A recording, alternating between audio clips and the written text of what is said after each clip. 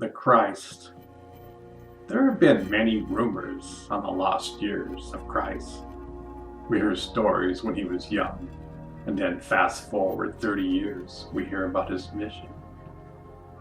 Many people ask that question for thousands of years.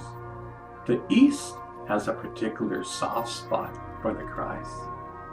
Many of the following countries said he came out and spent some time learning about the sacred laws.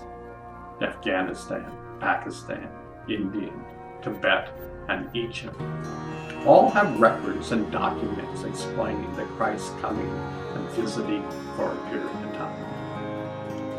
Christ heard about the dragon's world and was quite fascinated by it. He heard the dragons and man lived in harmony for thousands of years. By now, over 2 million people live there.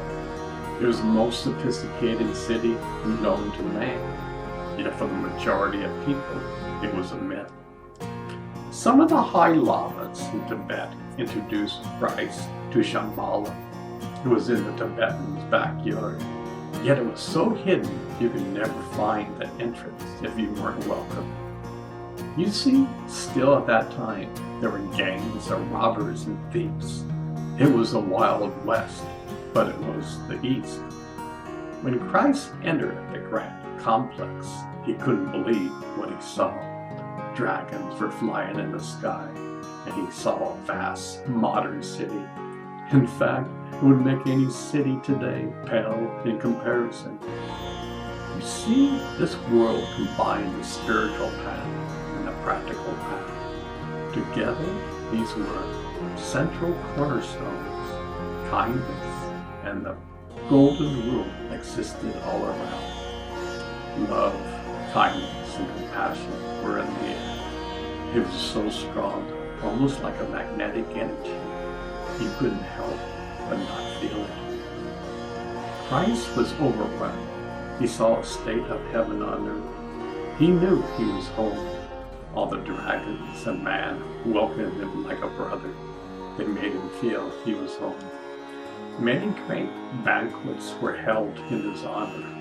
Laughter and humor filled the air. The dragons and man introduced him to the great mystery school. He spent 10 years studying and learning. Mind you, the dragons have been there for over 5,000 years. They have an incredible amount of knowledge to share. This was the most evolved mystery school in the land.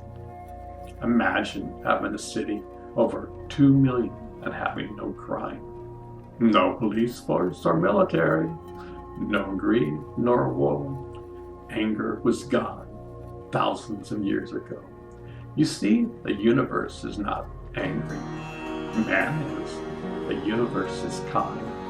All the dragons and man knew to be aware, moment by moment, the grand power of love. This love sustains the entire universe. Everyone wanted to be there. Everyone expressed the love in their own unique ways. You didn't have to look a certain way or have a particular lifestyle. All were accepted.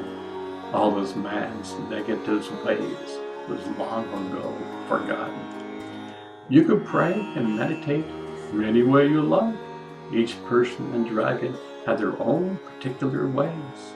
Tolerance in others was a way of life. The golden rule existed in every molecule of life. To be honest, Christ didn't want to leave. He was truly home. Yet he knew he had a mission to bring these same concepts to mankind. The world needs love and compassion. The world needs to find the jewel inside. During those years, Christ grew in leaps and bounds. He looked at his state of awareness when he came and when he left. There was a difference between night and day. Even the Son of God grows every day. Christ knew that you could never stop learning. Even the universe is continuing to expand and grow. As you know, Christ went back home to Israel and started his message. His main theme was the kingdom of heaven lies within. The Romans weren't quite open to that message. They were the rulers of the time.